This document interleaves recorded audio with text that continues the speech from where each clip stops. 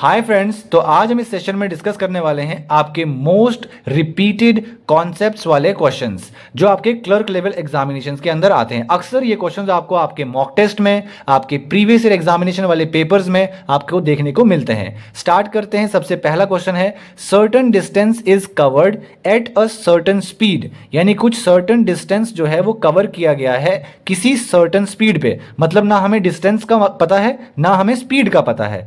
If 1/3 of the distance is covered in thrice time, यानी कि 1/3 distance अगर वो कवर करेगा कब, थ्राइस टाइम में, तो आपको रेशियो बता देना है पहले वाली स्पीड का और नेक्स्ट वाली स्पीड का रेशियो क्या हो जाएगा।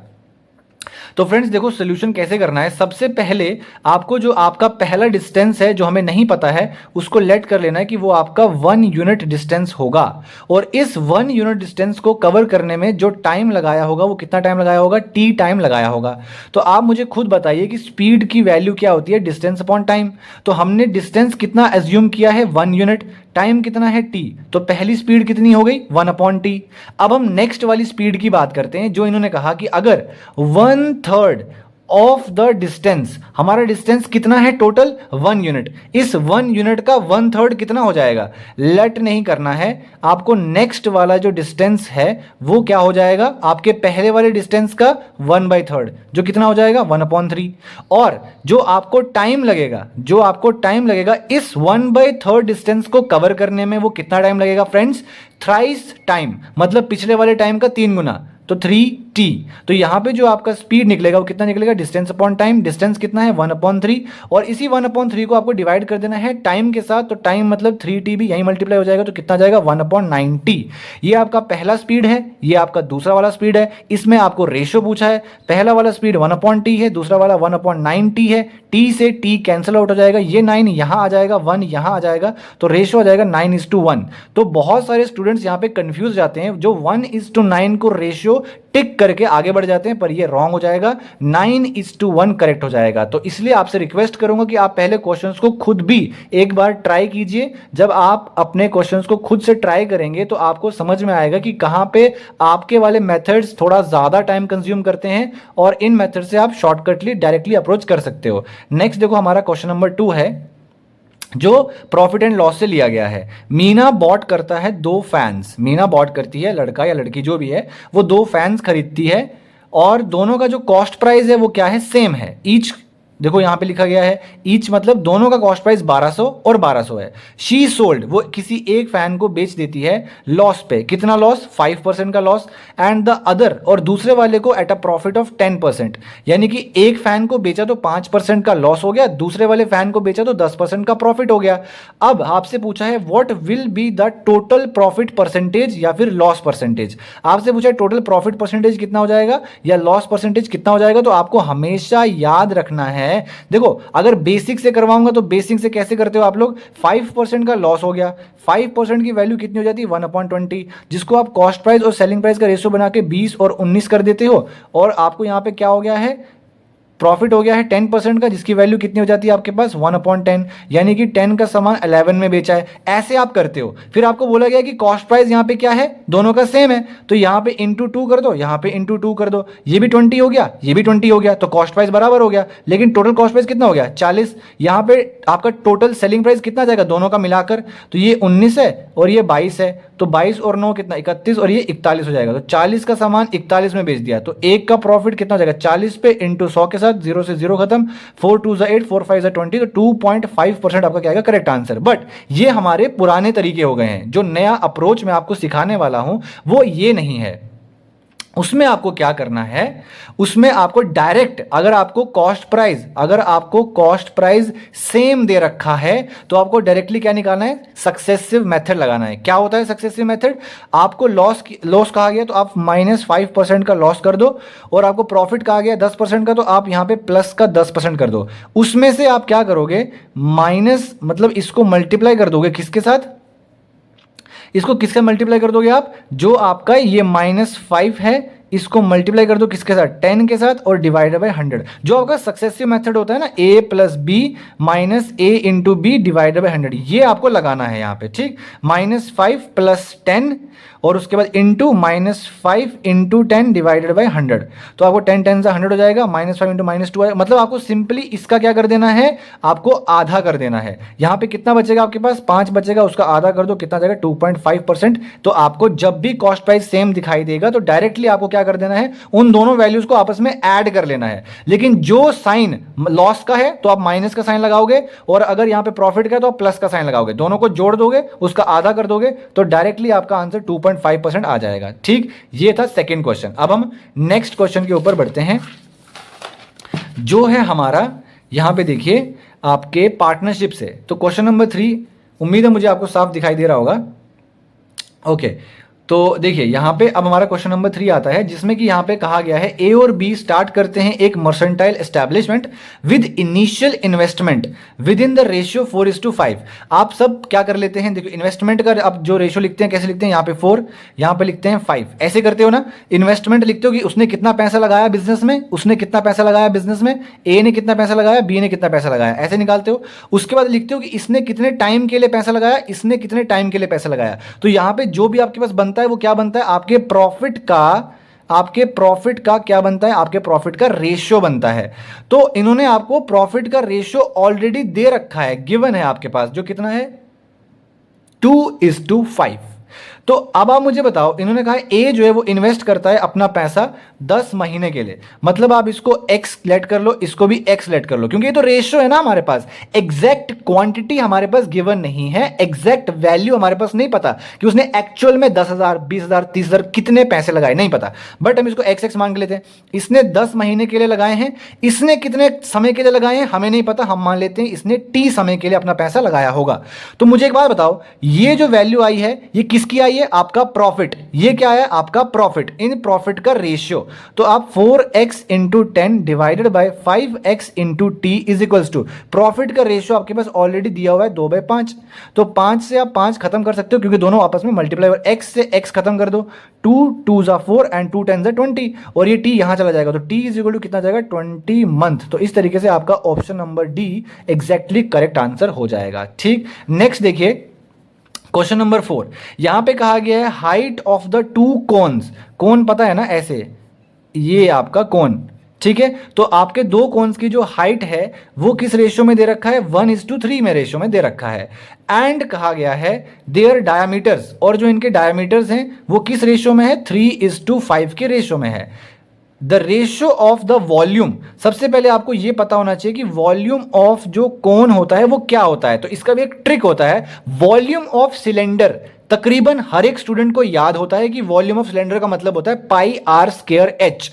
तो आपका वॉल्यूम ऑफ कोन क्या हो जाता है, उसी पाई आर स्क्वायर एच का 1/3 पाई आर स्क्वायर एच आपका वॉल्यूम ऑफ कोन आ जाता है। तो इन्होंने आपसे कहा है कि आपका जो हाइट का रेशियो है, हाइट 1 और हाइट 2, वो है 1:3, और जो आपके डायमीटर का रेशियो है वो आपका कितना है, 3:5। मुझे एक बात बताओ, रेडियस कैसे निकालते हैं, रेडियस जो होता है वो डायमीटर का आधा होता है, डायमीटर का हाफ करोगे तो आपको क्या मिलेगा, रेडियस। तो यहां पे भी आप डायमीटर का हाफ करोगे, यानी 3/2 करोगे, 5/2 करोगे तो आपको क्या मिल जाएगा, ये आपको रेडियस मिल जाएगा।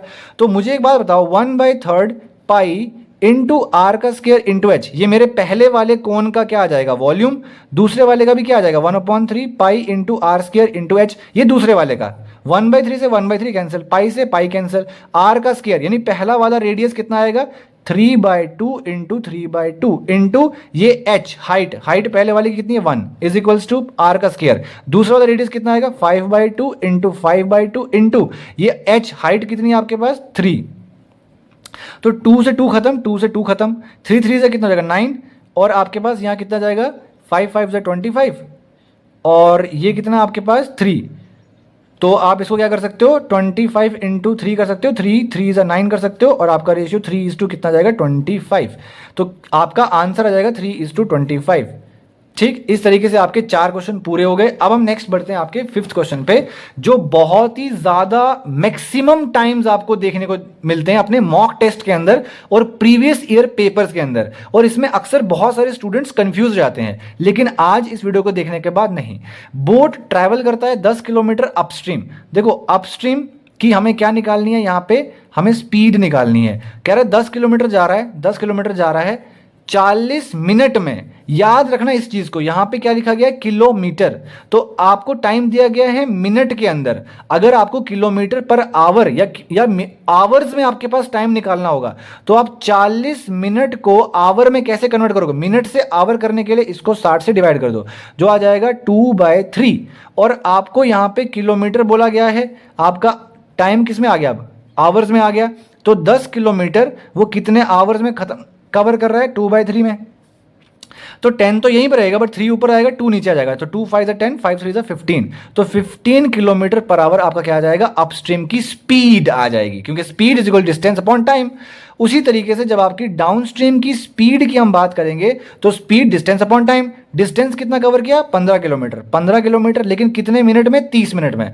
तो मैं 30 मिनट को आवर्स में कन्वर्ट करूंगा तो कितना जाएगा, 1/2, 1/2 नीचे, बट ये 2 ऊपर चला जाएगा, तो 15 × 2 कितना जाएगा, 30, यानी 30 किलोमीटर पर आवर आपकी नेक्स्ट वाली क्या आ जाएगी, डाउनस्ट्रीम की स्पीड आ जाएगी। आपसे पूछा है बोट कवर करेगी distance 45 kilometre in still water. हमेशा याद रखना, ये स्टिल वाटर का मतलब होता है बोट की अपनी स्पीड पूछी गई है, उसमें रिवर की स्पीड ना आप ऐड करोगे ना आप माइनस करोगे, बोट की अपनी स्पीड। तो बोट की अपनी स्पीड हम कैसे निकालते हैं, जिसने भी बोट एंड स्पीड चैप्टर पढ़ा हुआ है, मेरी वीडियोस पढ़ी हुई हैं, आप वहां पे देख सकते हैं। तो downstream plus upstream divided by 2। तो डाउनस्ट्रीम की स्पीड कितनी है, 30, अपस्ट्रीम की स्पीड कितनी है, 15। तो 30 और 15 कितना हो जाएगा, 45, हाफ कर दो, कितना है, 27.5 आ जाएगा। और आपसे पूछा है कि ये 45 किलोमीटर, ये 45 किलोमीटर, आपको पता है ना कि आपको टाइम निकालना है, तो डिस्टेंस कितना आ जाएगा, 45, और स्पीड कितनी आ गई, 27.5, क्योंकि आपको बोट की स्पीड से पूछा है, ना डाउनस्ट्रीम की स्पीड से पूछा है ना अपस्ट्रीम की स्पीड से, आपको पूछा है बोट की स्पीड से। तो 27.5 का जब आप 2 गुना करोगे 2, तभी तो 45 मिलेगा ना आपको, तो आपको कितना जाएगा, 2 आवर्स। तो आपका आंसर हो जाएगा ऑप्शन बी, 2 आवर्स। अब हमारा लास्ट क्वेश्चन है यहाँ पे, जो अगेन प्रॉफिट एंड लॉस से लिया गया है। बहुत ही इंपॉर्टेंट क्वेश्चन है, बहुत ही ज्यादा इंपॉर्टेंट। अगर एक प्रोडक्ट है जिसको सोल्ड किया जाता है 5% के डिस्काउंट पे, बहुत ध्यान से समझिएगा इस चीज को, डिस्काउंट पे 5% के डिस्काउंट पे उस प्रोडक्ट को बेचा जाता है, जो आपका सेलिंग प्राइस हो जाता है वो कितना हो जाएगा, 266। ध्यान से देखो, हमें मार्केट प्राइस की वैल्यू दे रखी है 100, जो हम खुद से एज्यूम कर लेते हैं, कुछ लोग एक्स भी करते हैं, ठीक। उसके बाद क्या होता है, आपको इसके ऊपर 5% का डिस्काउंट मिल गया, मतलब 100 रुपए के ऊपर 5% का डिस्काउंट, तो 5 रुपए कट गए, तो सेलिंग प्राइस कितना हो जाएगा आपका, 95। बट इस 95 की वैल्यू ही तो आपको दे रखी है ना, क्योंकि आपके पास सेलिंग प्राइस गिवन है 266, तो ये 266 की वैल्यू कितनी है, 95। आपको पूछा है आपका मार्केट प्राइस कितना है, तो हमने काटा 5 से 19 बार में, 5 से 20 बार में, 19 से 1 बार में, 19 से 4 बार में, 76, कितना आएगा, 280। तो 280 आपका क्या आ जाएगा, आपका आ जाएगा मार्केट प्राइस 280। हमने 100x की वैल्यू निकाल ली, जो कितनी है, 280। अब आगे पढ़ो, क्या कह रहा है, कह रहा है when selling it on market price, यानी कि जब आप उस आइटम को उसके मार्केट प्राइस पे ही बेचोगे, मतलब जितना उसका मार्केट प्राइस है उसी मार्केट प्राइस पे उसको अगेन बेचोगे, आप सेल करोगे, तो आपको प्रॉफिट हो जाएगा। प्रॉफिट परसेंटेज कितना हो जाएगा, 12% का प्रॉफिट। यानी आपका यहां पे मार्केट प्राइस और डिस्काउंट की बात की जा रही थी, बट अब आपको कॉस्ट प्राइस और आपका सेलिंग प्राइस की बात की जा रही है। जब भी अगर क्वेश्चन के अंदर प्रॉफिट की बात की जाएगी, तो वहां पे आप रेशियो किस किस का बनाओगे, CP/SP का। लेकिन जब भी डिस्काउंट की बात की जाएगी, तब आप किस किस का रेशियो बनाओगे, मार्केट प्राइस और सेलिंग प्राइस का, क्योंकि डिस्काउंट हमेशा सिर्फ और सिर्फ मार्केट प्राइस पे लगता है, कभी भी कॉस्ट प्राइस पे नहीं लगता। सेम उसी तरीके से जो आपका प्रॉफिट है वो आपको हमेशा और हमेशा कॉस्ट प्राइस पे प्रॉफिट मिलता है, मार्केट प्राइस पे प्रॉफिट नहीं मिलता है, ठीक है। तो आपसे क्या पूछा गया है कि आपसे बोला गया है कि 12% का उसको प्रॉफिट हुआ, कब उसको प्रॉफिट हुआ जब जो उसका मार्केट प्राइस है ना, उसने उसी मार्केट प्राइस पे उसे बेचा है। यानी आपका सेलिंग प्राइस कितना दे रखा है, 280 आपको दे रखा है। सर 280 क्यों? क्योंकि उसने कहा जितना उसका मार्केट प्राइस है उसी पे वो उसको बेचेगा, सेल करेगा। जब उसको वो सेल करेगा तो उसको कितने का प्रॉफिट होगा? 12% का प्रॉफिट होगा। अब आप खुद एज्यूम कर लो अपने दिमाग में ही कि अगर आपका 100 आपका कॉस्ट प्राइस होगा फॉर एग्जांपल, तो आपको उसके ऊपर 12% का प्रॉफिट, मतलब आपने उसको 112 रुपए में बेचा होगा। और इसी 112 की वैल्यू आपको कितनी, 280 दे रखी है। 280 अगर इस 112 की वैल्यू है, आपसे पूछा ये 100 की वैल्यू कितनी हो जाएगी, जो आपका कॉस्ट प्राइस है। तो अब आप यहां करोगे 2 5 से 10, 2 6 से 12, 250 से कितना हो जाएगा 100, 28 10 जा 280, 28 2 जा 56, 2 5 से 10, 5 इंटू 50 कितना हो जाएगा 250। तो 250 आपका क्या हो जाएगा, करेक्ट आंसर हो जाएगा। तो ऐसे इन क्वेश्चंस को किया जाता है। उम्मीद है कि आपको वीडियो समझ में आया होगा। वीडियो पसंद आया तो प्लीज लाइक कीजिएगा, चैनल को सब्सक्राइब कीजिएगा। मिलते हैं नेक्स्ट वीडियो में, बाय बाय।